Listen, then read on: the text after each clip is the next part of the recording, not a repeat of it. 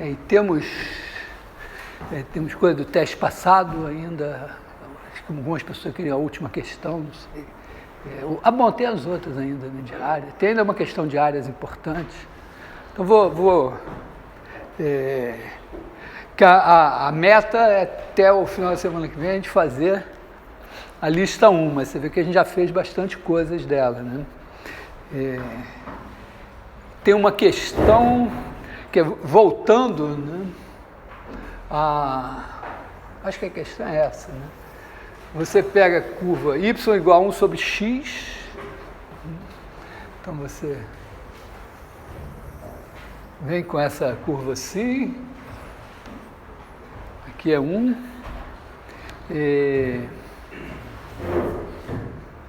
vou botar isso aqui assim, continuando, só que o problema é que o desenho fica meio... Então, você pega aqui um certo A e olha para essa área aqui. Essa área daqui é uma das coisas mais importantes que tem, é o logaritmo de A.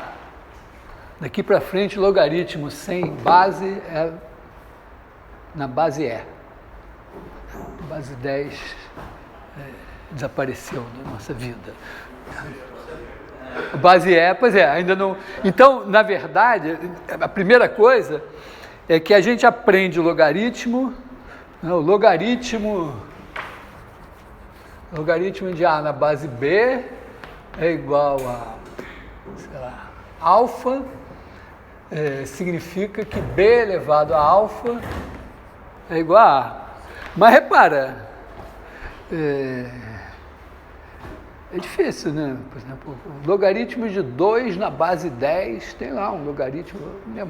Quando eu estudei tinha tábua de logaritmos, você olhava lá na tábua de logaritmo. Mas qual o número que você vai elevar?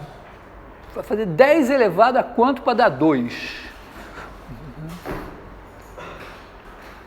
Já imaginou? Não é porque a gente sabe. 10 elevado a meio é raiz de 10, a gente já não sabe quanto é. Agora imagina ainda ficar... Então, é uma definição difícil. É um conceito. Mas o logaritmo não surgiu assim. Quer dizer, ele surgiu... Porque a coisa importante aqui, né, é que o log...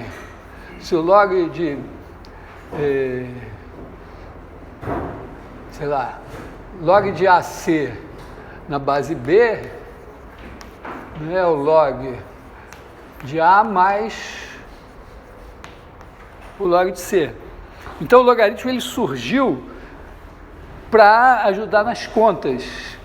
Você tinha que fazer contas na astronomia e tal, coisa assim, ou em outras coisas. E multiplicar é mais difícil do que somar. Então, a ideia do logaritmo é assim, você tem uma tabela de logaritmos, então você conhece os logaritmos dos números lá assim, e aí, quando você quer multiplicar dois números, você procura o logaritmo de um, o logaritmo do outro, soma, e aí procura quem é o cara que tem aquele logaritmo. Era essa a ideia. Parece complicado aos olhos de hoje, mas ajudava. Então, o importante é isso aqui. E o primeiro logaritmo, na verdade, ele não foi definido em termos de expoente e tal, não. Foi definido, era essencialmente isso aqui. E, então, o que me importa aqui é que eu quero ver se eu consigo, será que se eu chamar isso, eu não preciso chamar de log agora, né, para não causar esse mal-estar, eu posso chamar isso aqui de L de A. E aí a minha pergunta é, será que essa função definida assim, será que L de AB é igual a L de A mais L de B? Porque essa daqui, ó, é mais fácil de calcular. Vamos dizer, se você tem, mesmo se você tem um computador, aqui, para calcular essa área, você divide, a gente aprendeu, divide em pedacinhos, né? Aproxima, tem uma aproximação por baixo, aproximação por cima. É visível aqui, né? Até dá para estimar, mas se você pegar os pedacinhos e dividir esse negócio aqui em 1000 pedacinhos, poxa, já vai ter uma aproximação para essa área bastante boa. É mais fácil do que, dada qualquer base que não seja potência de A, calcular o logaritmo de A nessa base. Dá um número A, calcular o logaritmo de A na base 10, pela definição, essa daqui, é difícil. Aqui até que é mais simplesinho.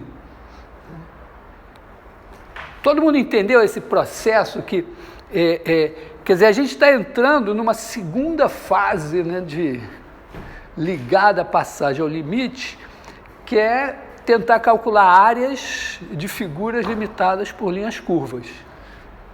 Porque aí você não pode decompor em triângulos, em retângulos, não tem jeito. Então a maneira, vamos dizer, se eu tenho uma área assim, né, eu faz de conta que são linhas retas, ladrilho e aproximo. Tem aproximação por cima, aproximação por baixo, vou refinando os ladrilhos e vai melhorando. Quando é uma situação assim, já tem uma reta aqui, é só pegar retângulos assim. Meio óbvio, né? Então a gente consegue aproximar isso. Agora, a questão aqui é a seguinte, a observação importante é a seguinte: imagina que eu multiplico esse negócio aqui por B. Então B está aqui. Então B vezes 1, e aqui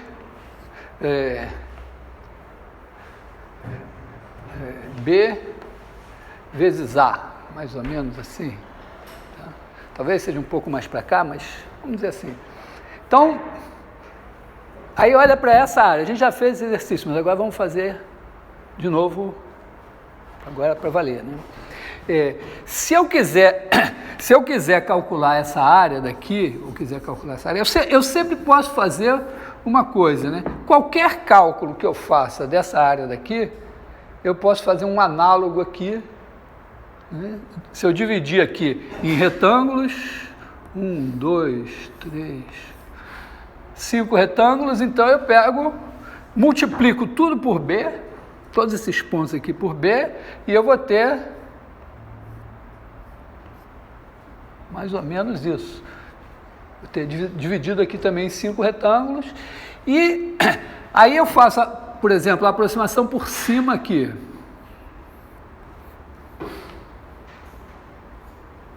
E aí eu comparo com a aproximação por cima aqui.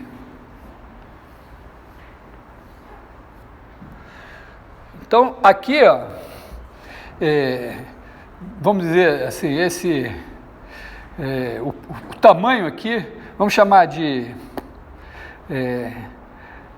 H A sobre N. O N aqui é 5, mas vamos pensar um N geral, né? Dividir em N pedaços.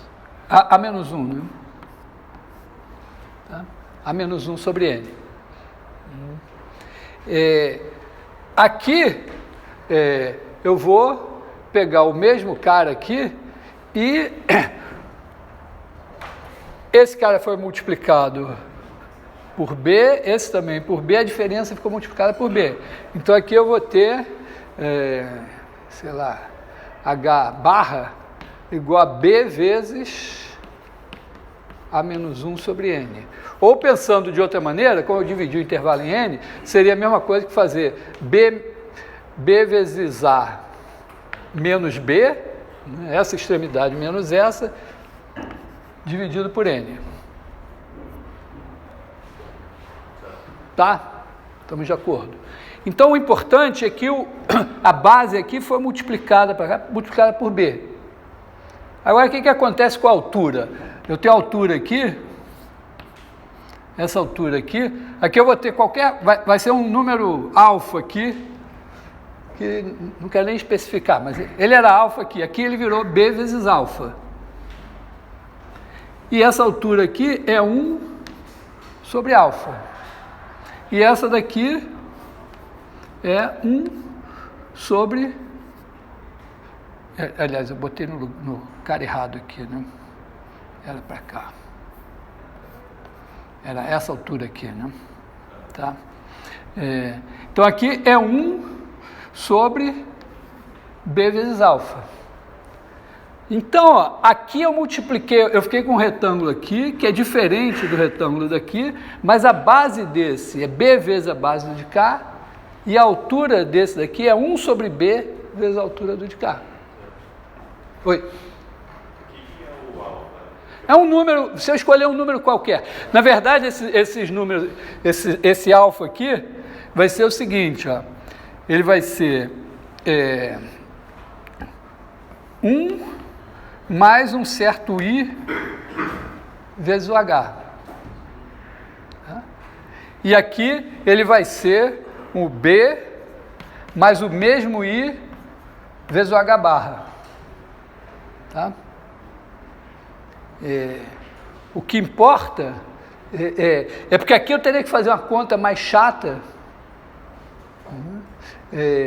do que eu vou fazer aqui, do que eu faço aqui, tá? Para mostrar isso aqui para cá, basta eu pensar, esse cara daqui é um alfa.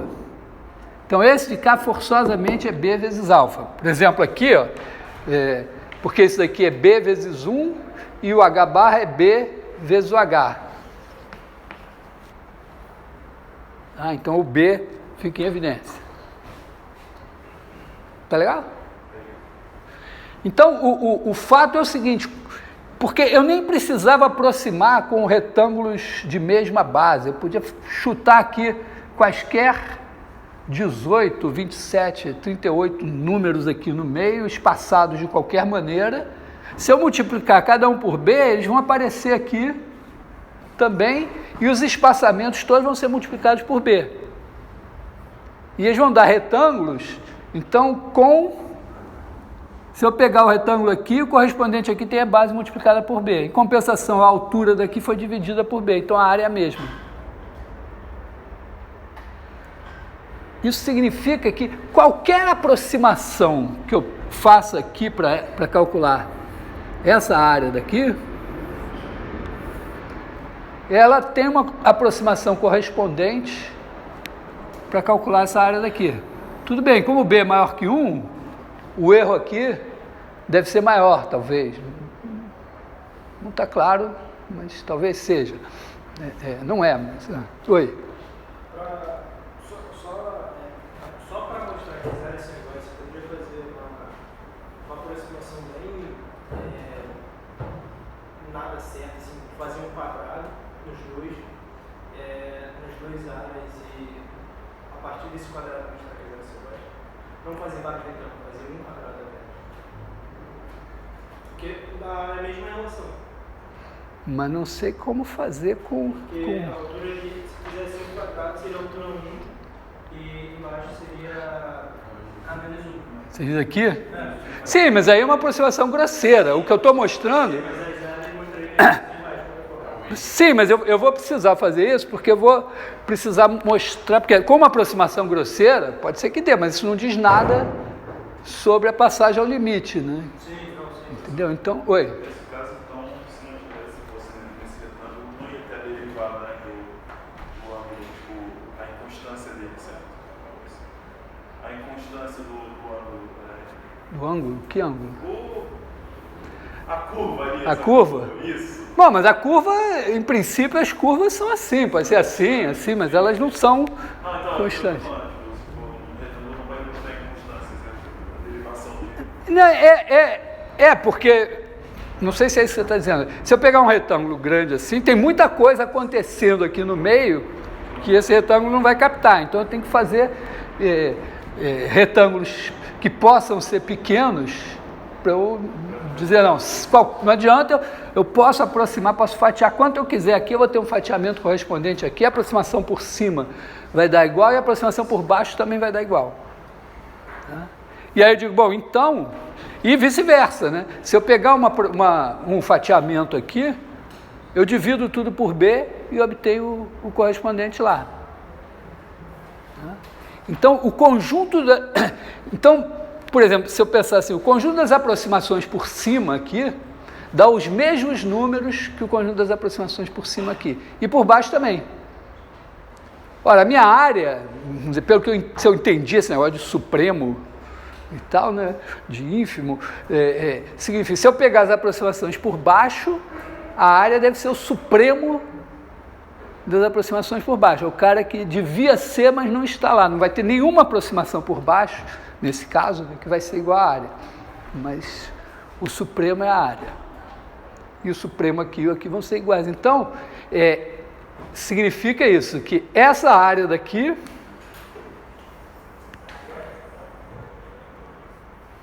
é igual a essa aqui.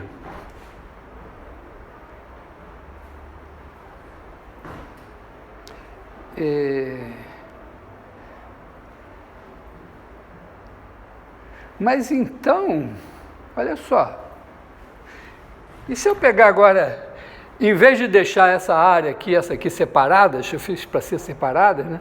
Se eu pegar essa área daqui e emendar nessa,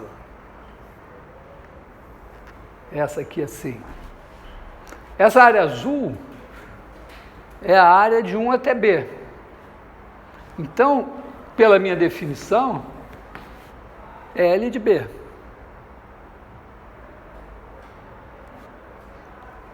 E essa daqui eu acabei de provar que essa aqui é igual a L de A.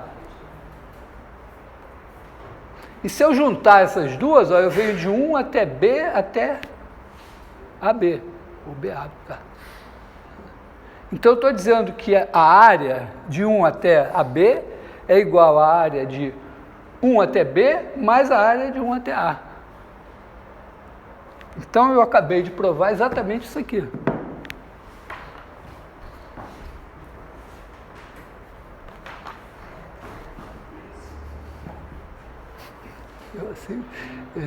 Eu não falei que ia fazer isso, mas eu fiz.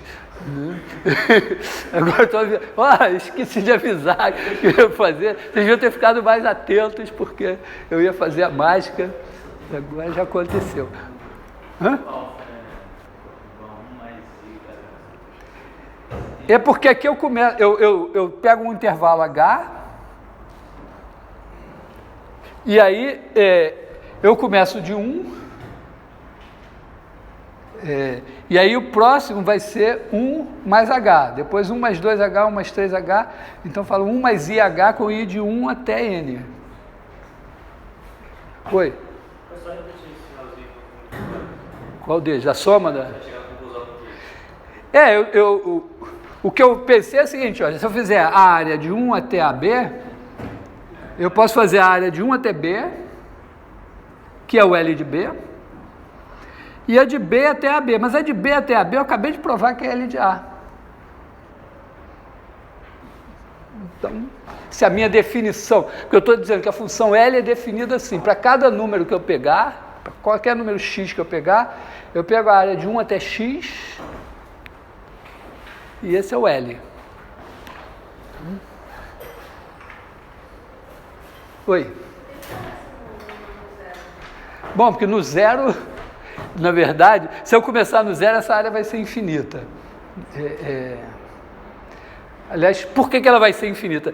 Porque a gente já provou que se eu pegar essa área e for toda a vida, vai dar infinita, né? Porque eu posso pegar meio, 1/3, 1/4, quer dizer, eu posso pegar uma soma infinita, né, que é 1 sobre n, tirando 1, mas tirando 1 vai ser infinito menos 1, vai ser infinito também. Então, essa área toda vai ser infinita. E acontece que essa função tem uma simetria. Se eu pegar a área, se eu pegar aqui, se eu fizer assim, vai dar a mesma área. Então, se aqui é infinito, aqui também é infinito. Então, bom, vamos dizer, isso não é a razão. A razão é porque essa vai ter essa propriedade. Né? E também, bom, essa daí nem daria para fazer.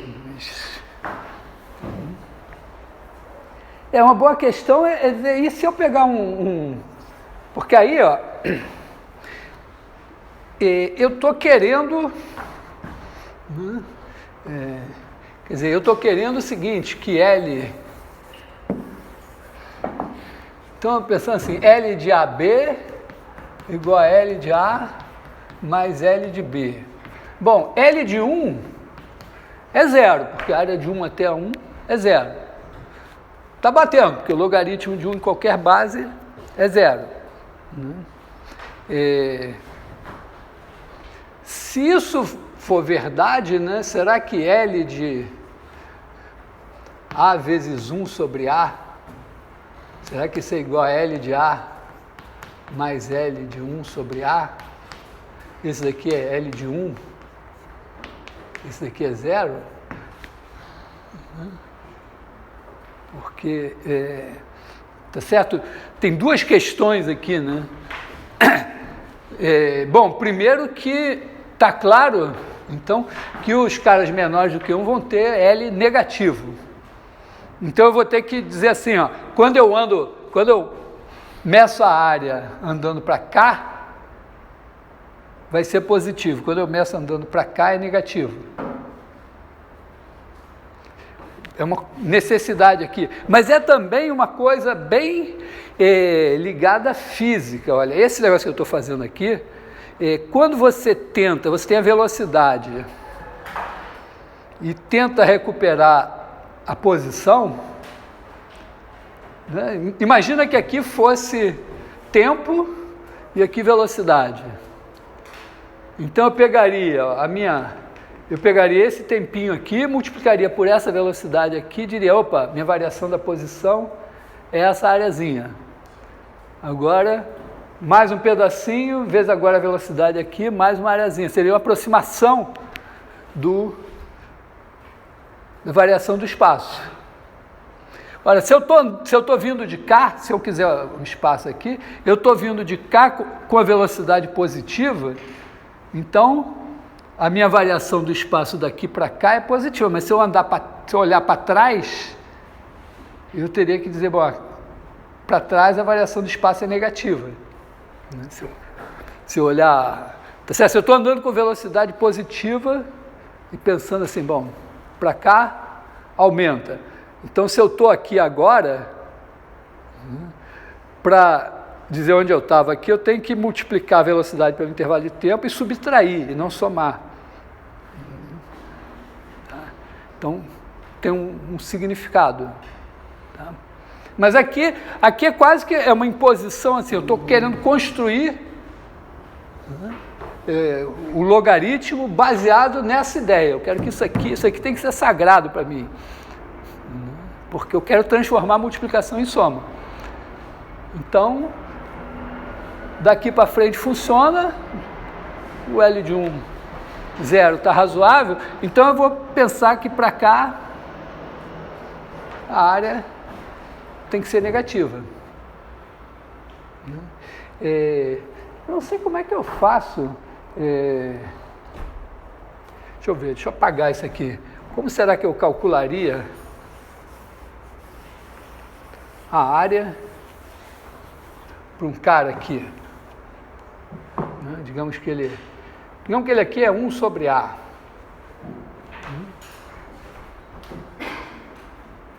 Se ele é 1 sobre A, aqui é A.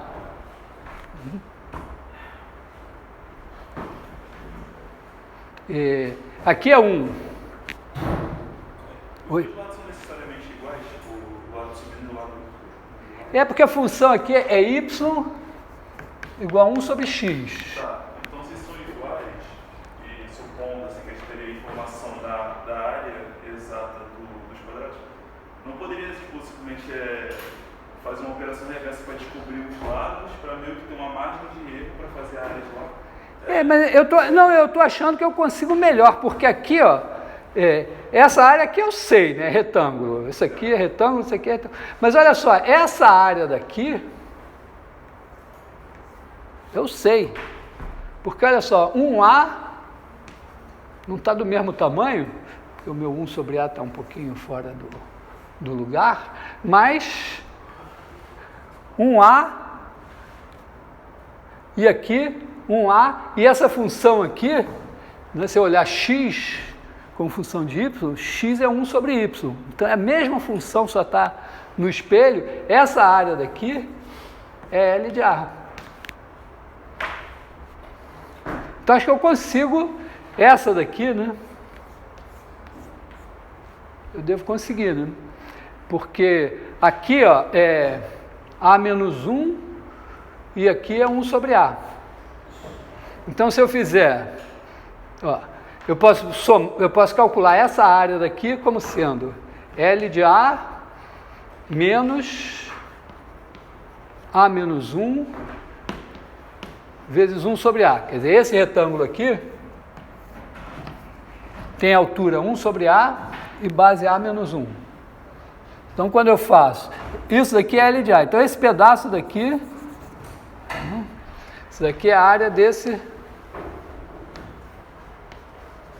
pedaço assim. E esse daqui eu sei também, né? É 1 menos 1 sobre A vezes 1. Esse daqui é 1 menos 1 sobre A só. Então, se eu quiser o L de 1 sobre A, é eu calcular essa área e botar um sinal menos, que é somar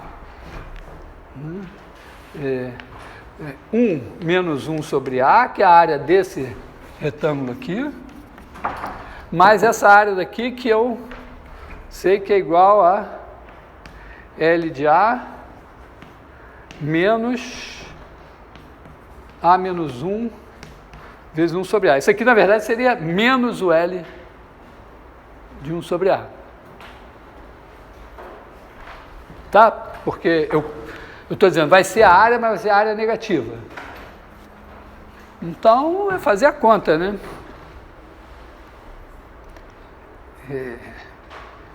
E aí? Mas isso daqui, ó, é 1 menos 1 sobre A. Então, cancela esse com esse, menos L de 1 sobre A é L de A, então L de 1 sobre A é menos L de A. É porque eu tenho esse argumento físico da velocidade, mas aqui o que me importa é o seguinte, eu quero manter essa lei. Para cá ela está funcionando, mas obviamente se eu pegar um número para cá, por exemplo 1 sobre A, e multiplicar por A, vai dar 1. Então eu preciso que o L desse daqui, mais o L desse, seja o L de 1, que certamente é 0, porque de 1 a 1. Então eu preciso que valha exatamente essa fórmula. Então eu podia definir e dizer, não, L de 1 sobre A é menos L de A, mas eu nem preciso fazer, ó, eu vou calcular as áreas para cá negativas e vai funcionar. Eu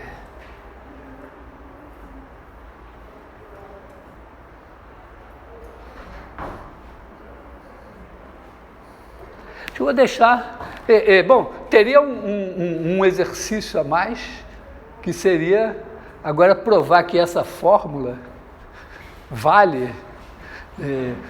porque, bom, se os dois são maiores que 1, a gente fez. Né? Agora, será que se um for menor que 1 e o outro maior que 1, também vale? Para os dois menores que 1 vai valer por causa do sinal. Então, vou deixar essa questão para vocês. De repente cai no teste dessa semana. Boa coisa, né? Mas, quer dizer, aqui a gente está... repara que essa vai ser a nossa definição de logaritmo. Então, é importante que fique certinho. Né?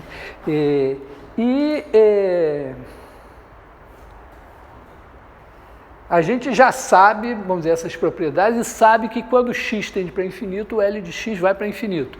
Teve gente que, em alguma questão que eu passei, que eu pedi para provar isso, calculou a integral e disse que é infinito porque... Mas acontece que aí você está usando que você sabe que isso é um logaritmo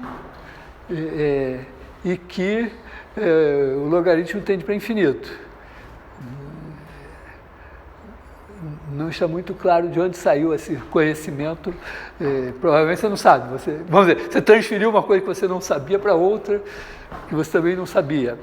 Então aqui não, aqui a gente está vendo que esse negócio tende para infinito porque está acima da soma de uma série que a gente já viu que vai para infinito. Então, garantido que vai. Tá?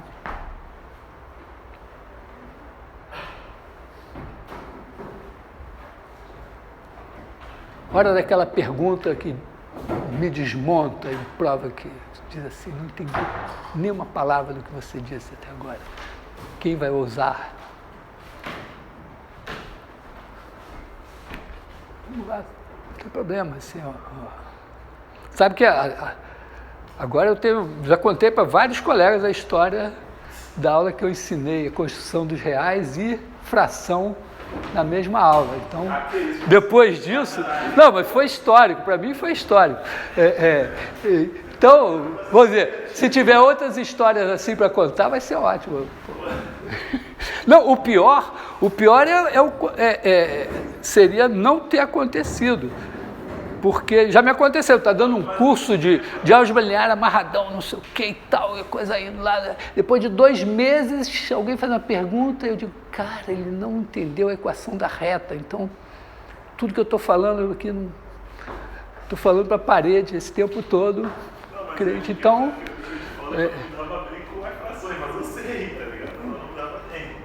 Não, quando eu perguntei se sabia que era 3 quilos, você falou que tinha uma ideia. Então, não, mas eu achei que foi na boa. Mas então, se quiser fazer a pergunta, é melhor fazer agora do que daqui a 2 meses, quando não haverá mais tempo. Oi? Como é que calcula essa área do... Você falou que tem a ver com o log na base E. Se aplica? Como assim? Como é que você usaria o log na base E? Eu não uso, o log na base E nunca foi definido para você. Como é que você calcula o log na base E? É um número que você não sabe qual é, que você tem que levar um expoente para achar outro número. É complicado, né? Se fosse 2, né? 2 elevado a log de 3 na base 2 já seria complicado saber a que expoente você tem que levar 2 para dar 3. Agora imagina o E, que a gente só sabe que é 2,72, quase isso, uma coisa assim, entendeu? Como é que faz integrando isso? Hã? Como é que faz integrando? Estamos fazendo, isso é integral. Nós já estamos aprendendo integral. Né? Integral é isso, você vai calcular aproximadamente. Tem um teorema poderoso, o teorema fundamental do cálculo, que vai nos abrir horizontes. E aí vai permitir que a gente calcule algumas integrais sem fazer essa conta. Mas, na verdade, vamos dizer, as funções que existem, as funções possíveis, vão muito além daquelas que a gente define por leis conhecidas. Então, a importância do teorema fundamental do cálculo é muito mais conceitual, né, para você poder definir, sei lá, você poder fazer minimamente física, assim, mecânica, eletromagnetismo e tal, você precisa da derivada e da integral, senão você não consegue nem definir velocidade. Ou, na verdade, ou posso inverter, eu não consigo nem definir derivada se eu não entender a ideia de velocidade. Oi. É infinita? Essa área daqui até lá? A gente já fez isso, vou fazer de novo.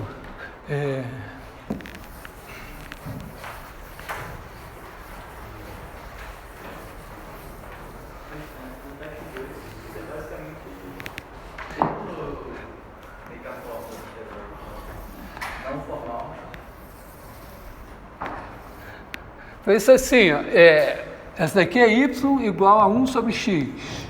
Então eu pego aqui o 1, aí eu pego o 2, o 3, o 4, etc.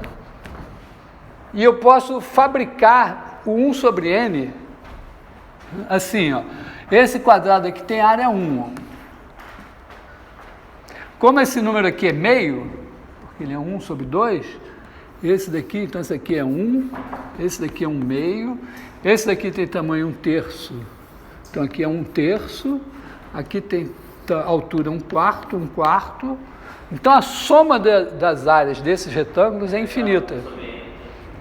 Se eu tirar 1, a soma daqui para cá continua infinita, e está abaixo da área até o infinito. Tá? Então, aqui,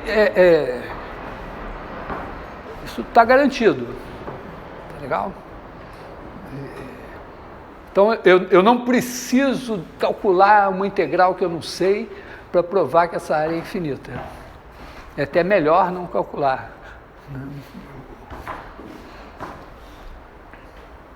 Então, estamos entendidos aqui.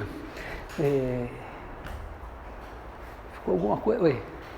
Na aula passada a gente estava calculando a integral no somatório. Por que o agora a gente está calculando? Por que a gente quer? Nessa a gente não calculou. Não, a gente calculou pelo somatório, a gente só chamou de log. Mas a conta foi pelo somatório. Eu aproximei uma área, aproximei outra área, disse, qualquer aproximação dessa é igual a uma aproximação dessa e vice-versa, então essas duas áreas são iguais por conta da aproximação. Mas dá para provar genericamente também. Tem uma maneira assim, a gente consegue, vamos dizer, mostrar que essa área cresce a uma certa velocidade. Porque, vou só...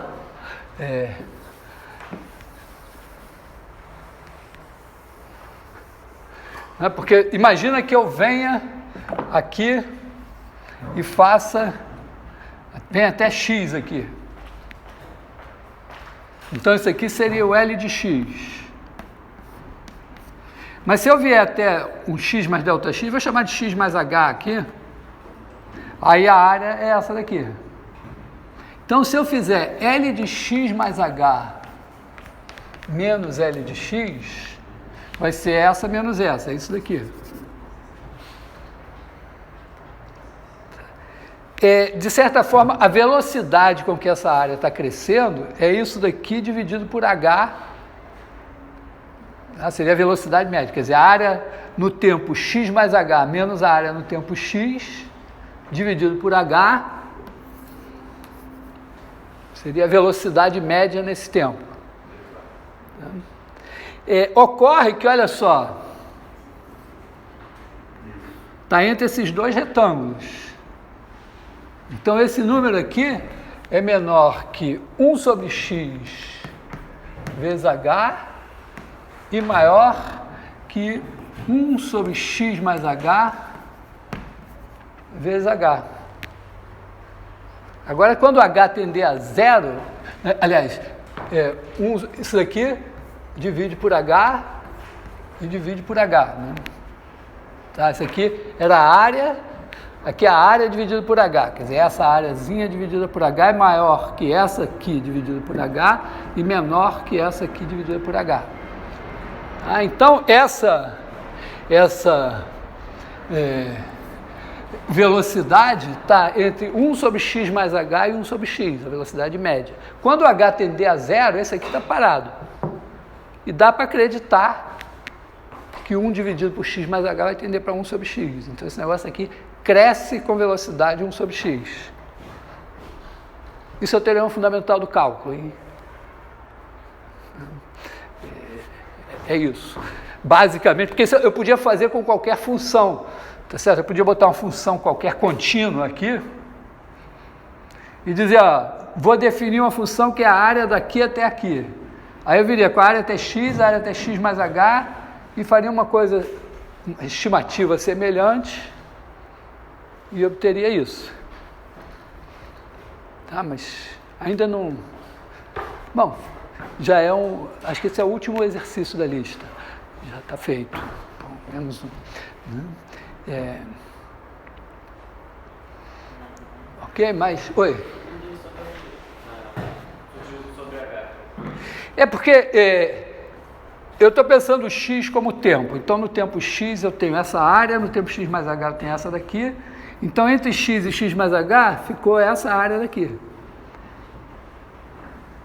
E eu quero fazer, então, essa área, que é L de x mais h menos L de x, dividir por h, que é o intervalo de tempo, seria a minha velocidade média, área por unidade de tempo. Quanto a área está aumentando por unidade de tempo. Aí eu disse, não, mas essa área aqui está entre a área desse retângulo, tá? Então eu botei entre as áreas do retângulo, só que o retângulo tem o mesmo h, e eu tinha que dividir por h aqui, então eu dividi por h em todos.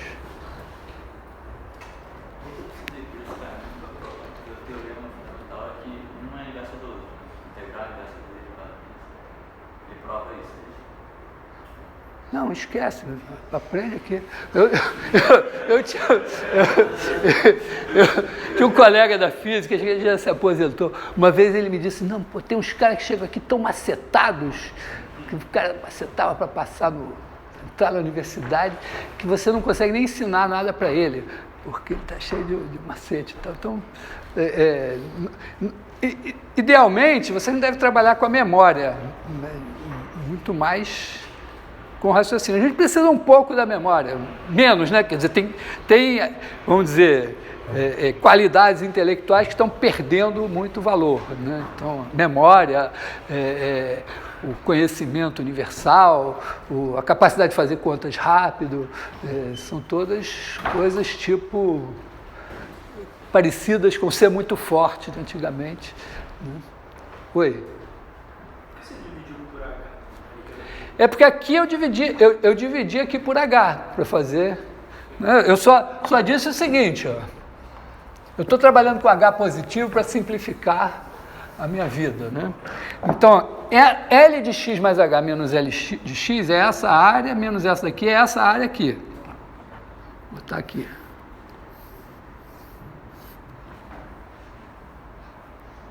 Eu só disse, essa área está abaixo desta aqui. Quem é ela? H vezes 1 sobre x. Então, 1 sobre x vezes H. E está acima dessa outra aqui. Quem é ela? Bom, o maior aqui é o x mais H. Então, é 1 sobre x mais H vezes H. Agora, se eu quero calcular a velocidade média, quer dizer, a variação da área dividido pela variação do tempo, eu divido por H. Porque isso aqui é a variação da área. Tá legal? Faz sentido? Área por unidade de tempo. Então, divido por H. Divido por H. Divido por H.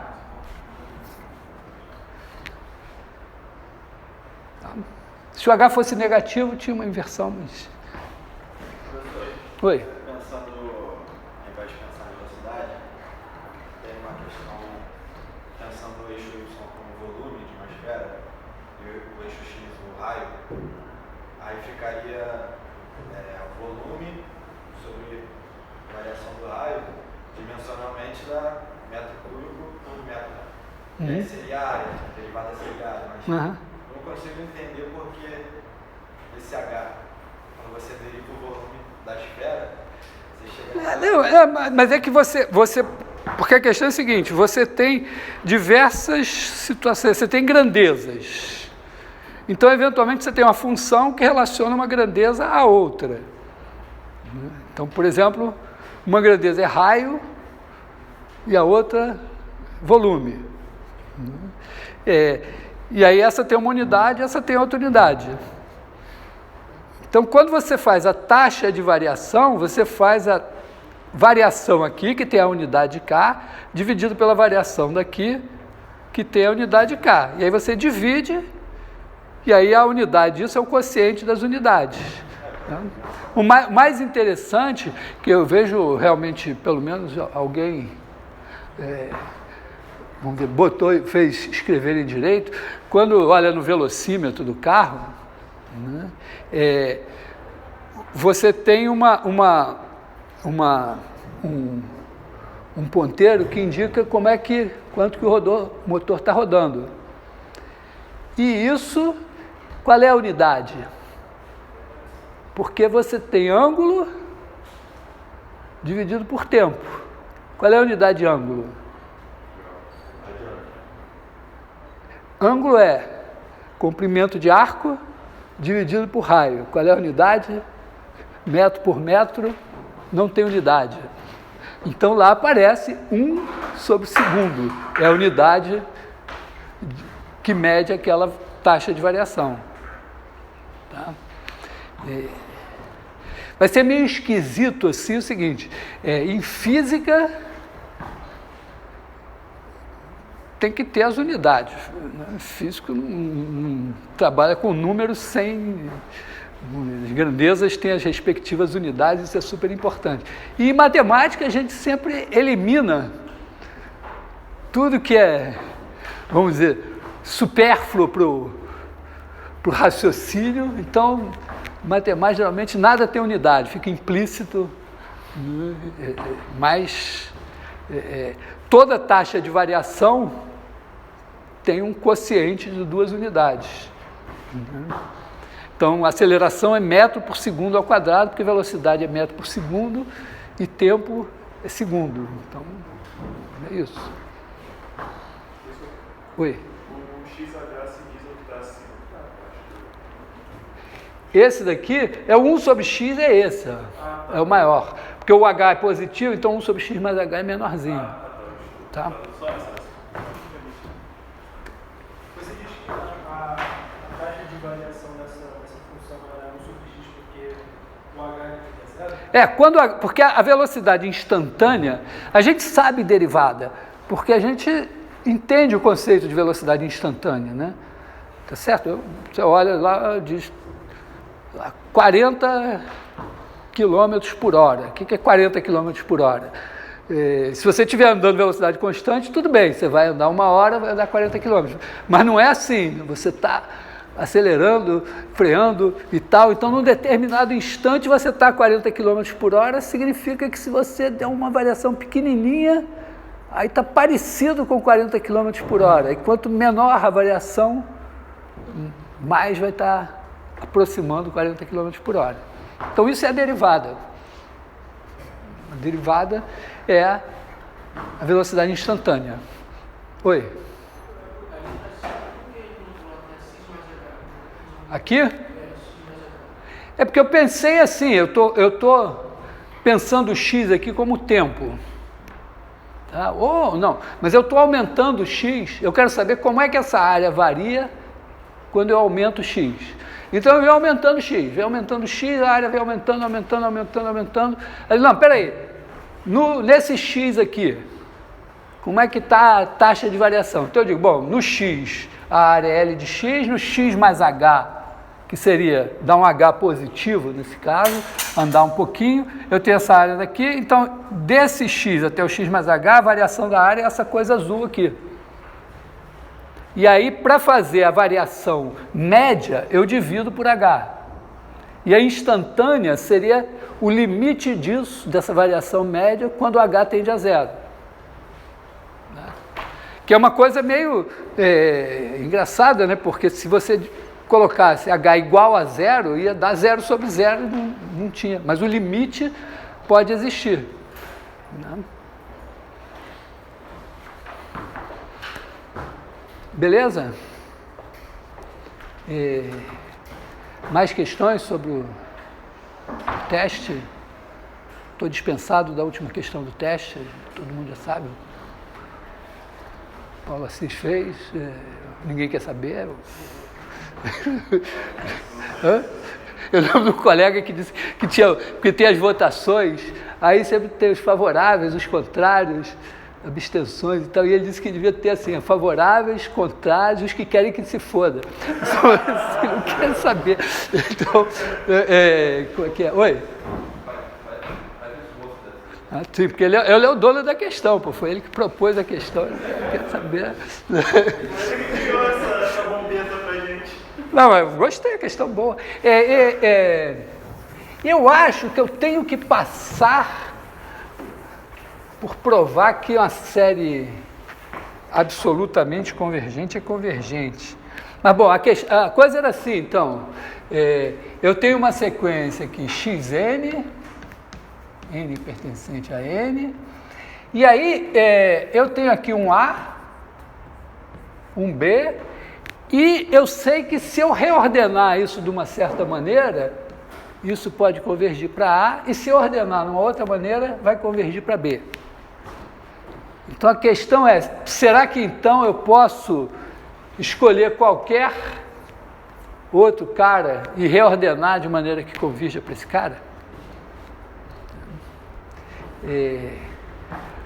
Meu chute é sim. Meu chute é sim, pelo seguinte, na verdade tem uma coisa que eu sei, né, que eu já falei, é que se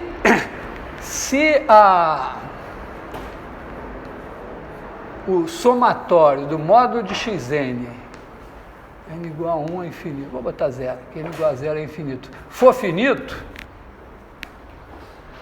quer dizer, se eu pegar os módulos, né, porque a gente já viu que quando você pega números positivos, você está somando, o negócio está aumentando, se for limitado superiormente, então o supremo é o limite, tem limite. Então, isso aqui, se for finito, é porque tem um limite aqui. Né? Se isso acontecer, vamos supor que eu sei isso, esse negócio eu posso reordenar como eu quiser, que vai dar sempre o mesmo resultado. Tá? Seria essa a minha hipótese de trabalho. Tá? Então, imagina que eu pudesse fazer isso aqui, ou pegar a soma do xn. Eu poderia pensar o seguinte, eu pego os positivos. Então, tem alguns xn's, né? Vamos botar assim, x0, x1, x2, x3, x4, etc. Eu poderia fazer o seguinte, ó, quando for negativo, eu substituo por 0. Imagina que esses são negativos, eu vou botando 0. E aí eu boto aqui o módulo de x0, módulo de x1, módulo de x2, módulo de x3, módulo de x4, etc.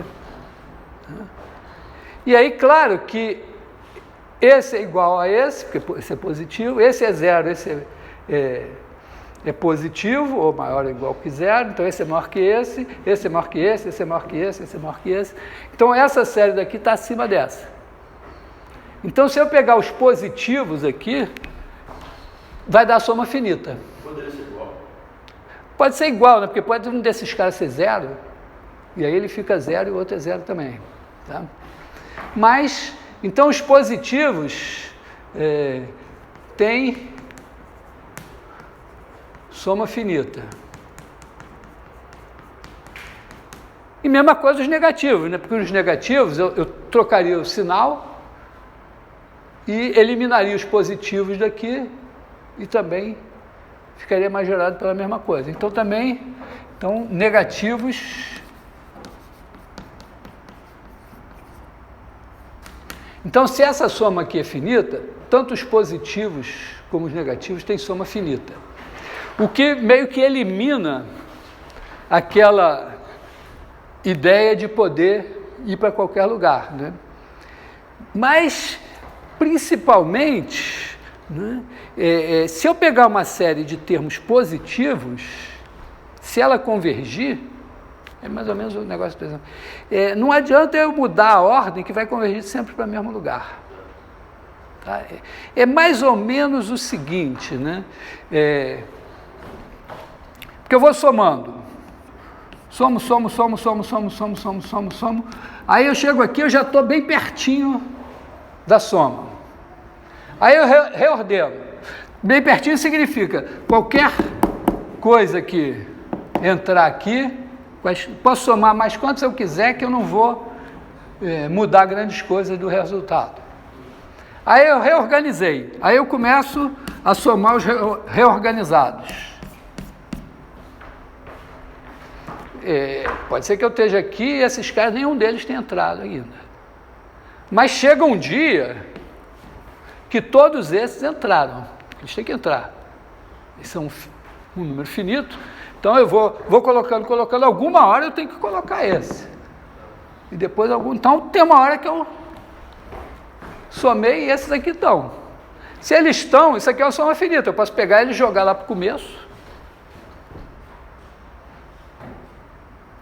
E dizer, bom, então isso aqui eu já tenho. E esses caras que sobraram, eu pego o que estaria mais à direita aqui e digo, ó, eu somei alguns caras que não são todos os que estão entre esses dois. Então eu somei menos do que eu somaria se eu somasse todos até o último. Mas se eu somasse até aqui, eu não tinha alterado grande coisa. Se eu somar menos, menos ainda.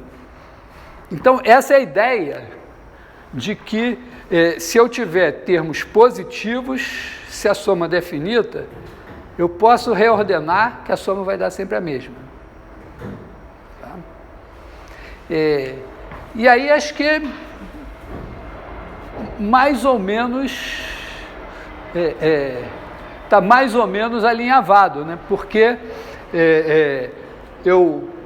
se eu reordenar, se esse cara daqui tiver soma finita, não adianta eu reordenar, porque ao reordenar eu vou reordenar os positivos, vou reordenar os negativos, mas esse mesmo raciocínio vai valer para os positivos e para os negativos. Então a soma vai dar sempre a mesma. Então, se por acaso eu conseguir reordenar e dar outro valor, é porque essa soma aqui não é finita.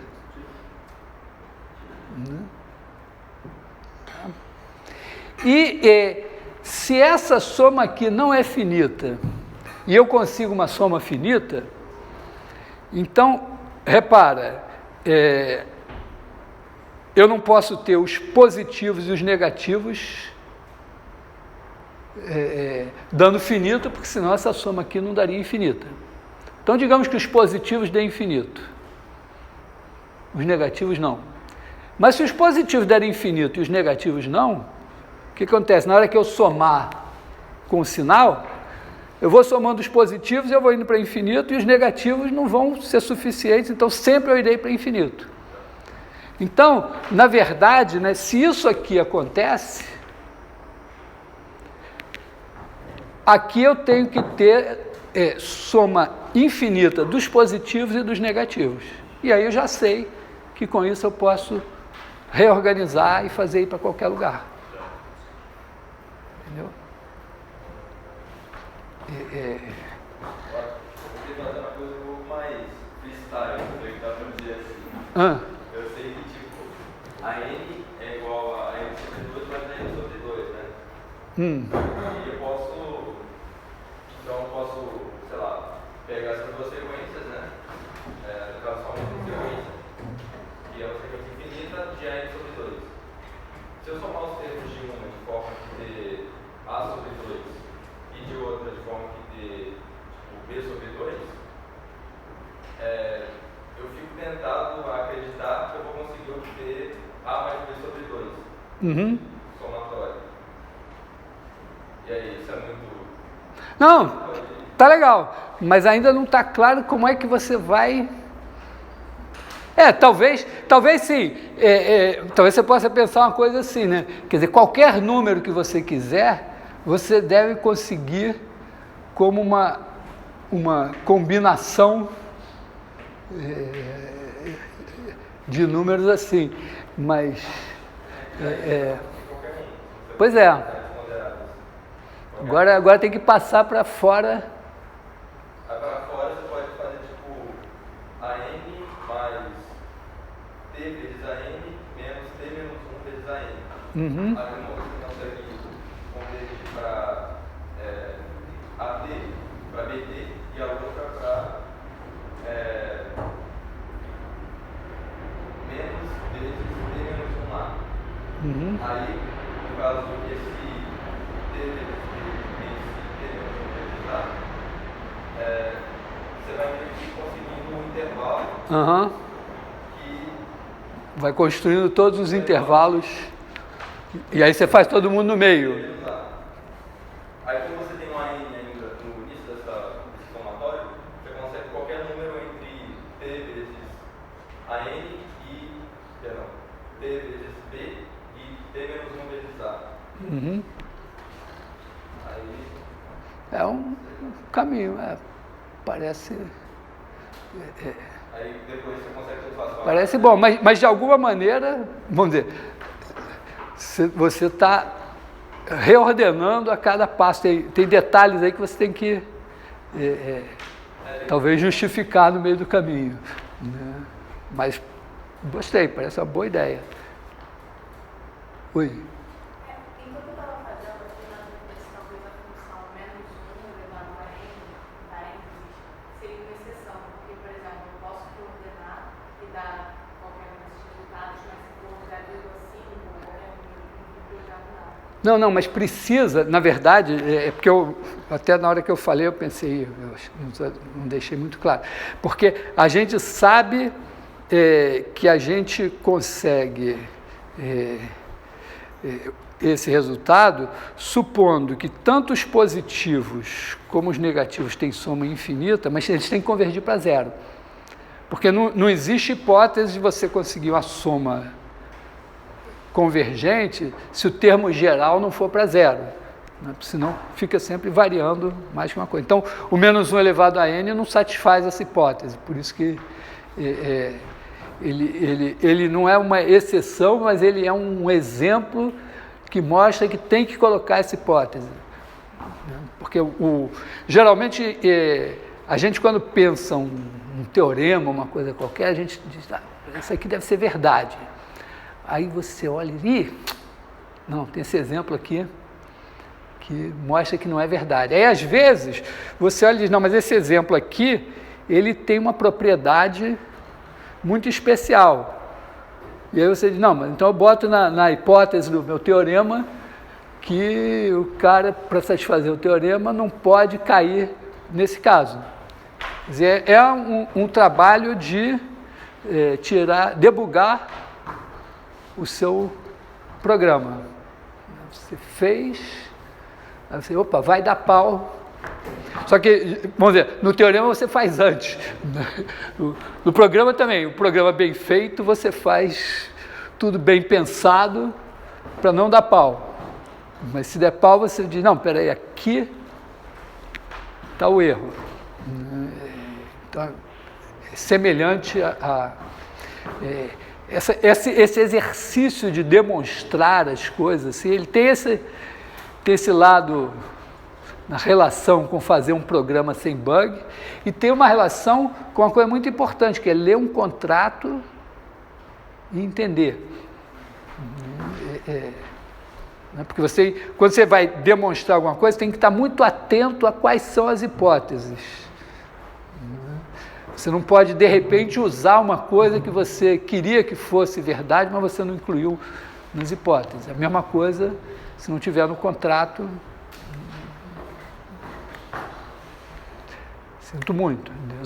Como dizem os franceses, désolé. Bom. Oi.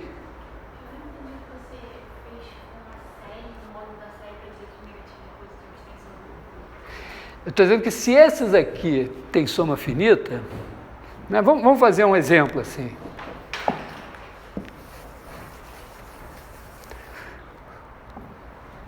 Vamos botar aqui, sei lá. Vamos botar assim, 1 meio, 1 sobre 2 ao quadrado, menos 1 sobre 3 ao quadrado, menos 1 sobre 4 ao quadrado, menos 1 sobre 5 ao quadrado, 1 sobre 6 ao quadrado, 1 sobre 7 ao quadrado, menos 1 sobre 8 ao quadrado, etc. Tá? Esse aqui está com sinais. Se eu posso fazer o seguinte, ó, se eu pensar só nos positivos, é como se eu tirasse esse daqui. Substitui eles por 0. E agora, pensa a série sem os sinais.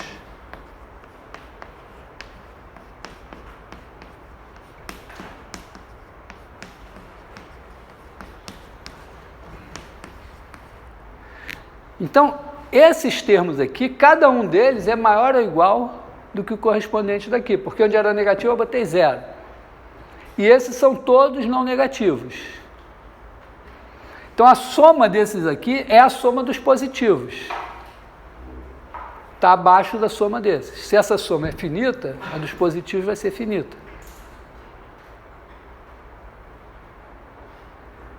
Tá legal? E eu podia fazer a mesma coisa com os negativos. Eu trocava esse por 0, esse por 0, esse por mais ele, esse por mais ele, esse por mais ele, esse por 0, esse por 0, esse por mais ele. Comparava com essa série e diria, bom, os negativos com sinal trocado também tem soma finita. Tá?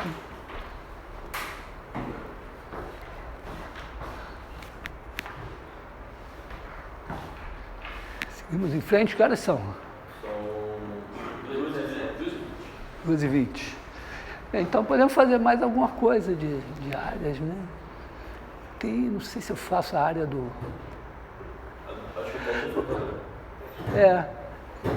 Vou fazer uma coisinha legalzinha. Não, porque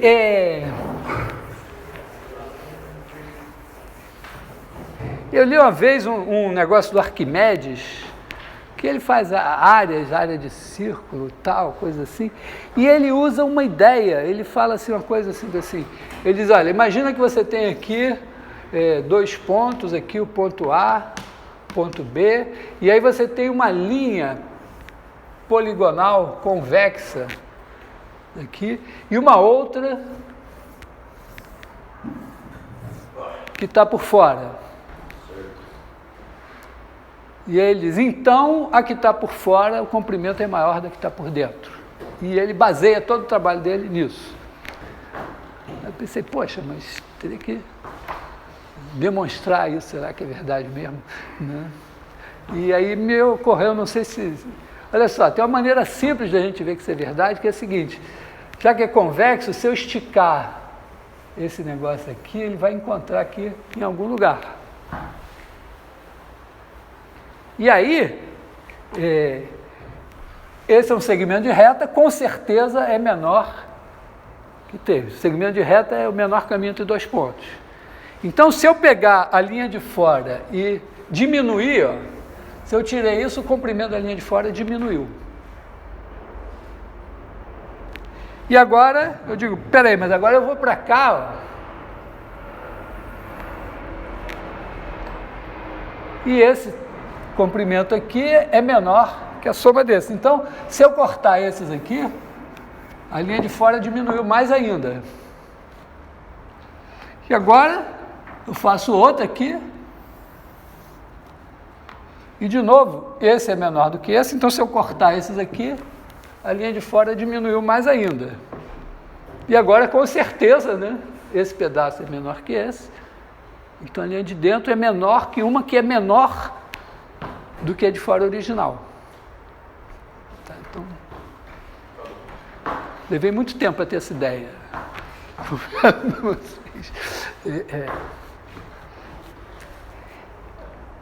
ser comparado com a região infinita, né? Você fracionou tanto a reta externa que ela foi ficando menor que a reta interna.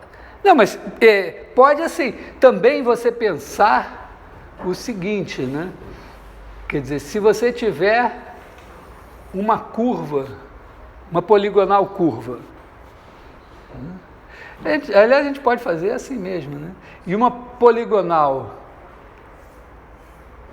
aqui dentro, né? Também faz sentido, né? Eu posso pegar esses caras aqui, prolongar aqui assim, e dizer, ó, aqui tem um ponto, outro ponto, esse negócio aqui não importa se ele é curvo, se não é, a linha reta é o menor caminho entre dois pontos, então se eu tirar esse daqui, diminuiu, e aí eu sigo aqui, diminui e tal, então vale também se eu tiver uma poligonal por dentro e uma linha, uma poligonal convexa por dentro e uma linha convexa por fora. Tem que ser convexa, né? Se não for convexo, não vale mais nada, né? Então já é um caminho. Agora, será que se tiver se tiver uma poligonal com uma linha convexa e outra linha convexa, eu também posso provar a mesma coisa?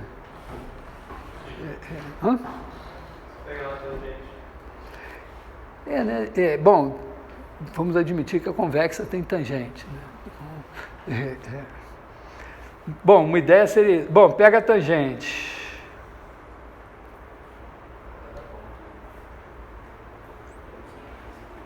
Diminuiu, e agora? Bom, posso eventualmente chutar aqui por um ponto externo, está meio, estou usando algumas coisas um pouquinho, mas digamos assim, por um ponto externo aqui, passa outra, é isso, tem em mente mais ou menos? Não sei. Chega lá. Sei lá. Bom, não necessariamente fechou aqui, né? Pode ter sido uma coisa assim. Mas e agora? Será que essa interna é menor que a externa? Não está?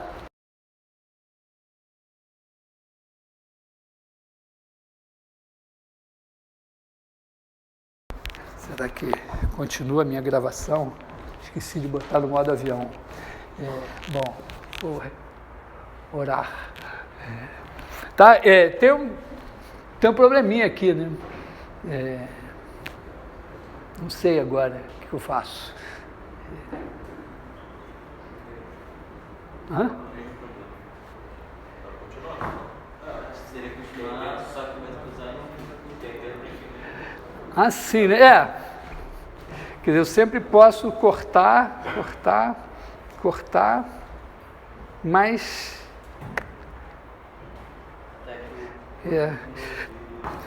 talvez eu tenha que dar a definição de comprimento, né? Talvez, pelo menos para a linha convexa, né?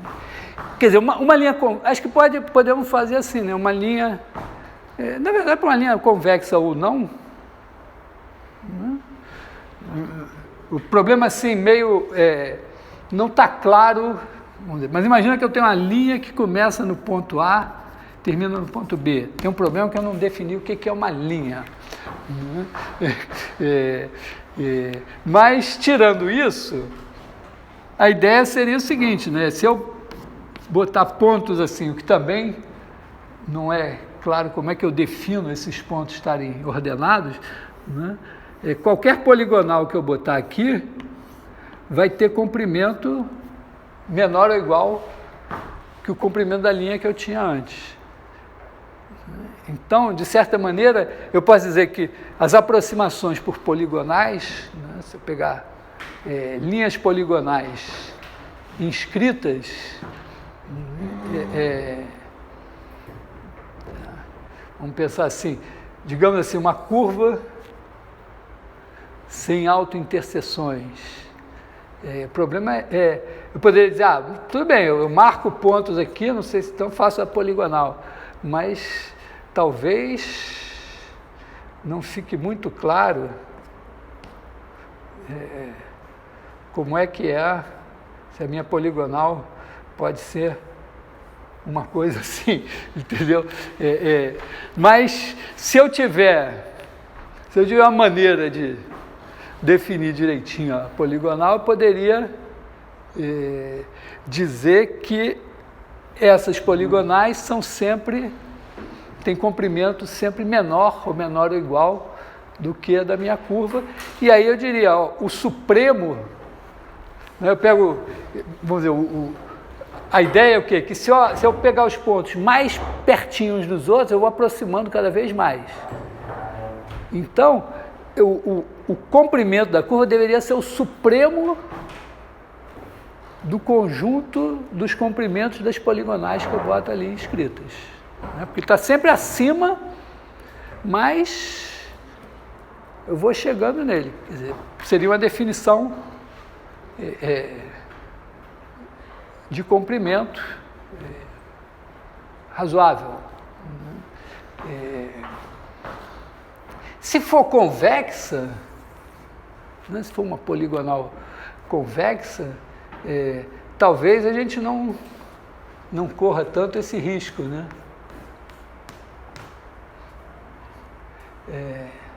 Acho que não dá para fazer um polígono fechado aqui. Hã? Não, polígono ligando esses pontos aqui. Eu acho que só tem um polígono convexo que eu posso fazer, né? Inscrito aqui. Né? Tá legal? Uma maneira, talvez, de chegar a isso é dizer o seguinte, ó, pega dois...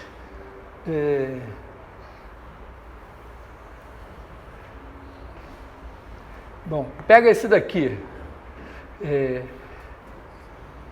Você tem que encontrar um tal que a reta que passa pelos dois, os outros ficam todos no mesmo lado da reta. Será que existe isso? Deve existir. Vamos dizer, se tiver mais de dois pontos aqui, tem que existir dois, né? Esse ou esse. E aí você diria, bom, então eu pego esse daqui, agora esse daqui eu pego o outro assim, o outro assim, o outro assim, o outro assim. Então, talvez faça sentido dizer que se eu tiver uma linha convexa, admitindo que eu sei o que é uma linha, não é trivial definir o que é uma linha, tá? Mas admitindo que eu sei o que é uma linha, então eu pegaria os polígonos inscritos nela, os polígonos convexos inscritos nela, e pegaria os comprimentos desses polígonos, e aí o supremo desses comprimentos seria o comprimento da curva. É a mesma ideia do método de exaustão. E ao mesmo tempo, né, também a área desses polígonos também deveria... A área eu tenho um jeito de fazer sem isso, mas também tenderia para a área da figura. Se eu admitir coisas assim, talvez até eu possa fazer a coisa do círculo, né? A área do círculo. Na verdade, eu não posso calcular a área do círculo. O que eu imagino que eu possa fazer o que o Arquimedes disse foi o seguinte: se eu pegar um círculo de raio R, então eu posso pegar um triângulo retângulo. Se aqui tem um comprimento L e a área S, então eu pego um triângulo retângulo de comprimento L, com um cateto L, o outro cateto R. Esse triângulo retângulo tem a mesma área que esse círculo, foi o que ele disse. Por quê? Porque ele não podia multiplicar. Para ele, no tempo dele, já tinha tido o problema dos irracionais, e a solução que eles deram, dizer que grandezas, não tem número para as grandezas, mas tem grandezas. Então, isso aqui é uma grandeza, comprimento, isso aqui é grandeza, comprimento, mas eu não multiplico dois comprimentos para ter uma área. Então, o que ele disse foi que a área desse triângulo é igual à área desse círculo aqui. Tá? O que talvez a gente possa mostrar é... Bom, hoje a gente está autorizado a multiplicar grandezas e tudo, né? Talvez a gente possa mostrar o seguinte, né? Que existe um número, né? Quer dizer, se eu pegar um círculo aqui, ele tem um certo comprimento L e um raio R. Então, existe um número tal que L sobre R, vou botar assim, sobre 2R, é um certo número. Se eu pegar, vou pegar assim, L1, R1. Se eu pegar outro, aqui é o R1. Se eu pegar outro raio, vai ter um comprimento L2 e um raio R2. Então, também posso, assim como tinha aqui a razão L1 sobre 2R1, tem uma razão L2 sobre 2R2.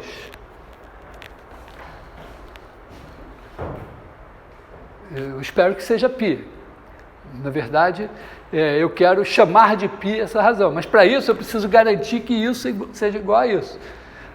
Porque aí, se para qualquer círculo que eu pegar, a razão entre o comprimento e 2 vezes o raio for sempre o mesmo número, eu chamo esse número de π. E tudo bem, aí eu passo a ter um outro problema, que é dizer, bom, mas a razão entre a área e o quadrado do raio aqui, e a razão entre a área aqui e o quadrado do raio aqui, será que é igual? Se for, então é um outro número, poderia chamar de π-til. Aí pergunta, π e π-til são o mesmo?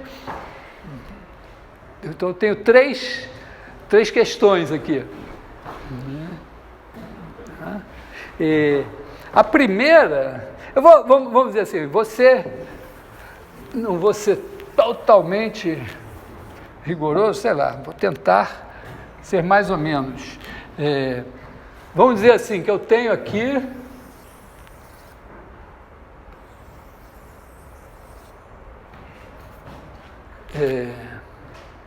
dois círculos concêntricos, faz de conta que são concêntricos.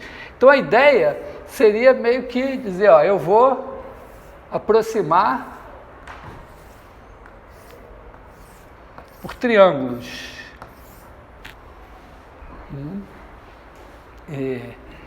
E aí, cada vez que eu aproximar, não sei se vamos pensar pela área ou pelo comprimento. Comprimento, já que a gente estava no comprimento. Toda vez que eu fizer uma aproximação do comprimento aqui, eu tenho a correspondente aproximação do comprimento aqui. Tá legal? E vice-versa, cada aproximação que eu fizer aqui. Então, se eu acreditar que o meu comprimento é o supremo das aproximações aqui, eu observo o seguinte, que esse daqui, né, esse daqui vai dar um comprimento L1, e esse daqui vai me dar um comprimento L2. Mas a razão entre L2 e L1 está bem determinada, porque esses triângulos aqui são semelhantes. Agora, ó, não consigo explicar essa parte sem fazer figura, hein? Tá acima das minhas forças. Mas, bom, tem que dar, porque sabe que uma das coisas agora importantes é você tentar, tudo que você fizer, fazer de maneira que uma pessoa que não enxerga consiga entender. Então você tem a audiodescrição das coisas, até espetáculo de dança, qualquer coisa, tem a audiodescrição. Então deveria ter um jeito. Aliás, eu tive um aluno cego uma vez, eu tinha que me preocupar, porque às vezes eu dizia assim, A pertence a A. Aí eu tinha que dizer, não, A pequeno pertence a A grande, senão não ficaria entender.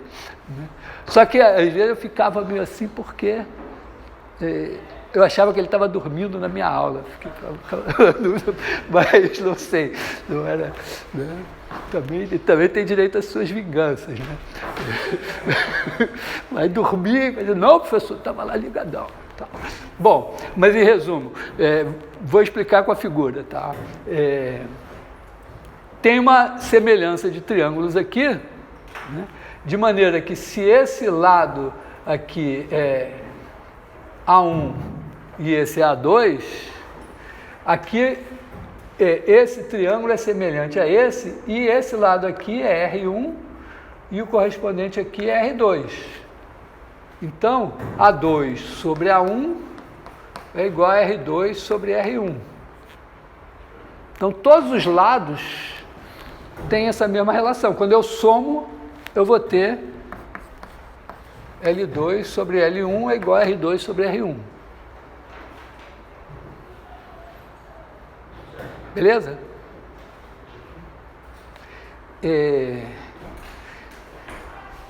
Então, L1 sobre R1 igual a L2 sobre R2. Essa eu faço sem a figura, fica melhor. Dividir, tá. Então, a razão entre qualquer aproximação do comprimento aqui, dividido pelo raio desse maior, é igual à razão entre a aproximação correspondente aqui no menor e o raio do menor. Então, todos os números, quer dizer, cada número que aparecer na aproximação do L1, né? Se um L1 aparece aqui, ele é igual a R1 vezes L2 sobre R2. Ou seja, igual a R1 sobre R2 vezes L2. Então, todos os números que aparecem aqui vão aparecer multiplicados por R1 sobre R2 aqui. Então, se o supremo aqui for S2, né, isso aqui vai dar como supremo S2 multiplicado por R1 sobre R2. E esse daqui vai ser o supremo aqui, vai ser S1. E aí eu vou ter essa igualdade também aqui.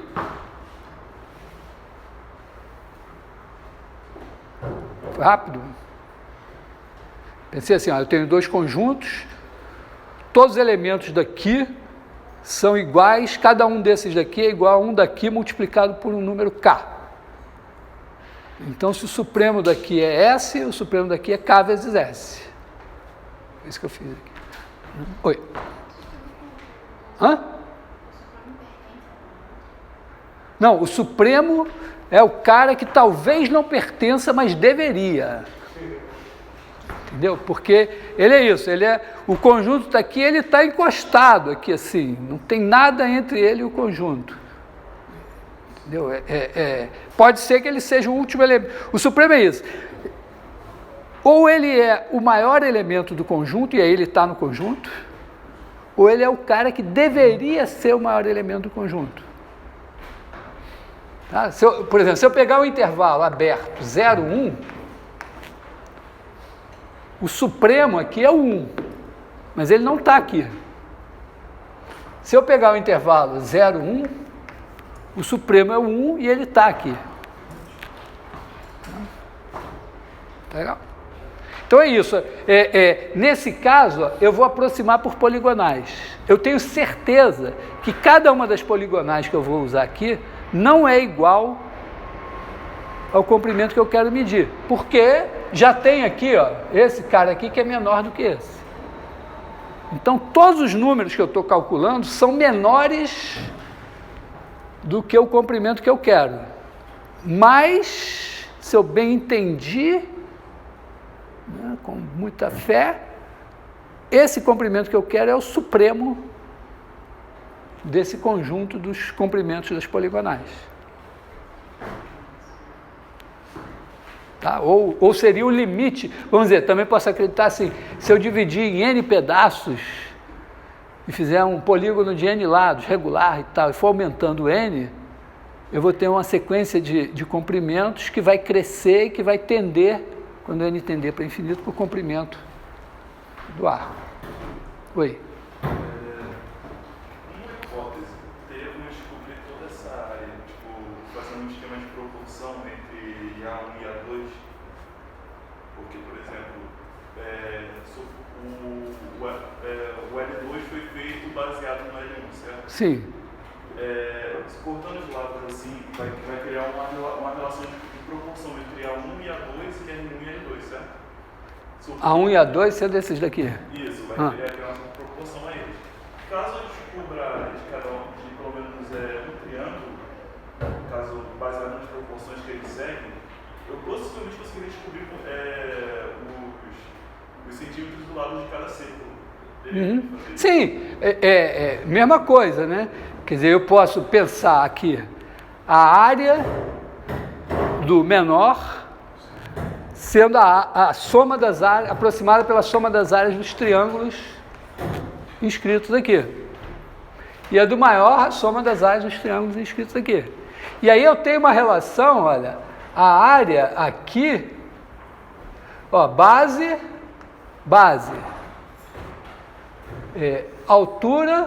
altura, estão na mesma proporção.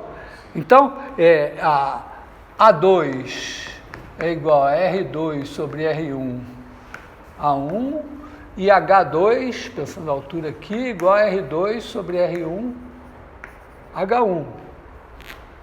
Então, A2H2 igual a R2 sobre R1 ao quadrado A1 H1. Então a razão entre as áreas vai ser o quadrado da razão entre os raios. Quando você começou a fazer, já foi um esquema de proporção dessa brincadeira.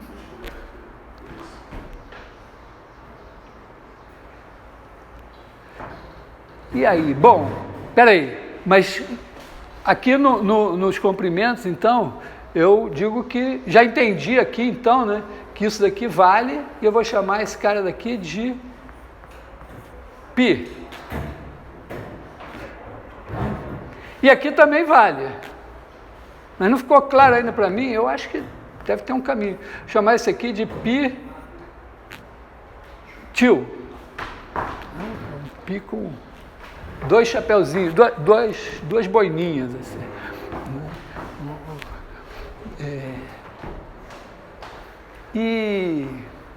E agora, será que o π-til é igual ao π?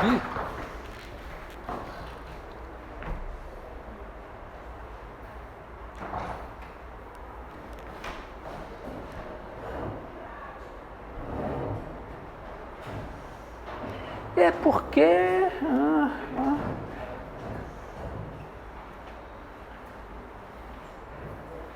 de certa forma, né? Quando eu faço a aproximação da área, deixa eu apagar aqui, eu acho que dá.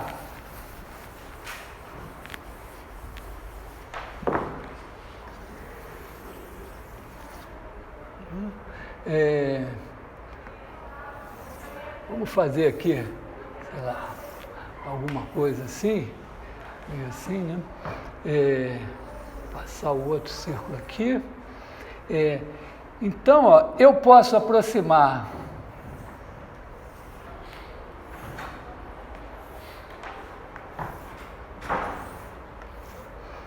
essa área assim, né? E aí vai ser, vamos dizer, vai ser somatório de, vamos chamar esses lados aqui de A, e esses lados aqui de A til I, né? Essas alturas aqui, altura aqui de HI e aqui HI til, né?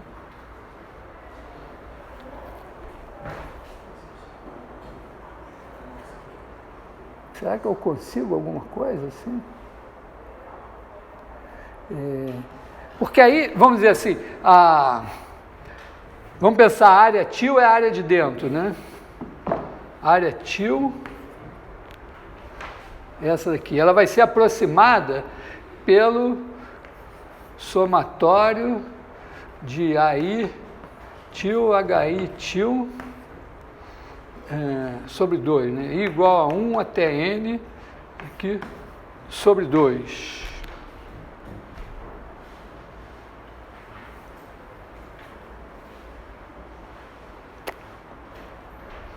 E aí?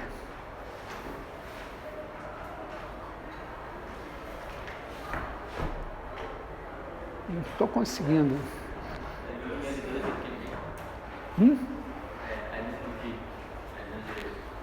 Aqui eu teria o comprimento L e o comprimento L til. Não está muito não.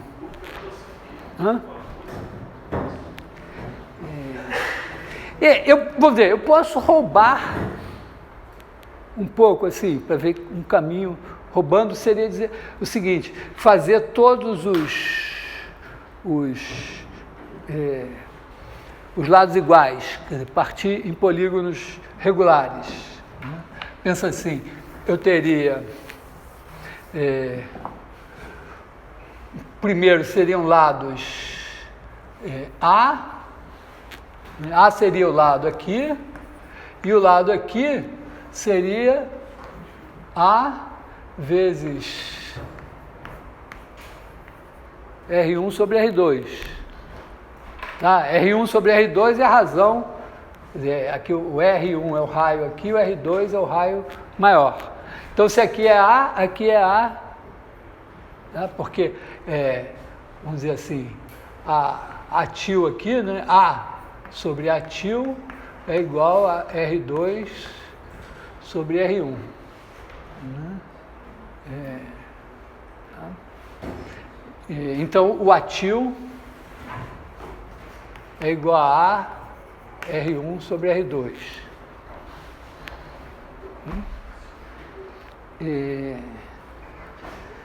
Então, eu aproximaria, e aqui eu tenho um H. Como esses triângulos são todos semelhantes, eu tenho outro H til aqui, né? E também a mesma coisa, H til é igual a H R1 sobre R2. Né? Então, se o senhor descobre o ativo, provavelmente a gente consegue descobrir. Porque aí eu teria assim, né? Vamos dizer, a aproximação da área por dentro seria, vamos dizer, digamos que são N caras, né? Seria N atil, H til sobre 2. E o S de fora seria N A H sobre 2.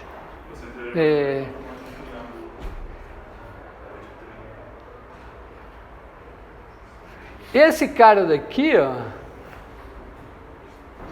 é o L til, é o comprimento por dentro.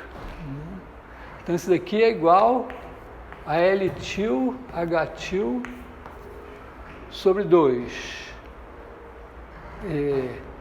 E esse daqui é o L H sobre 2. Então, se eu fizer S til dividido por S, isso daqui vai ser L til dividido por L, o 2 corta, e aqui fica H til sobre H. Agora, vamos dizer, eu sei, né, que esse cara daqui tende, né, esse daqui tende para, era π, né, o primeiro, π para 2π R, R é o de dentro, R1. Esse aqui tende para 2π R2. E o H til, bom, o que acontece com o H til? Na hora que eu vou aumentando o lado, ele tende para o raio menor, né? Então, esse aqui tende para R1 e o outro tende para o raio maior. não consegui nada, né? Porque eu só consegui que deu R1 ao quadrado sobre R2 ao quadrado. Será que eu tenho um... Porque aqui eu cortei o π com o π, eu queria explicitar o π. Eu acho que, no caso de explicitar, teria que ser, tipo, em vez de misturar o R1 com o R2, poderia ser R1 por R1. Talvez... Se eu dividir, é possível o conceito de um que é complementar o outro. Talvez eu pudesse fazer assim, né? O L...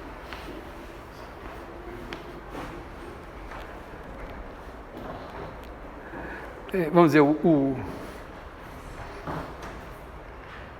sei lá, o S til, né, seria aproximado por L1 H til, né? E esse daqui converge para π R1 e esse aqui para 2π R1 e aqui R1. E aí esse π tá certo? 2π não, aqui é sobre 2, né? Porque é o L, tá? Aí daria π, e aí esse cara daqui, por um lado, eu digo que ele é π til R1 ao quadrado, e esse daqui daria o π sem a segunda boina R1 ao quadrado. E aí o π sem boina é igual ao π com boina.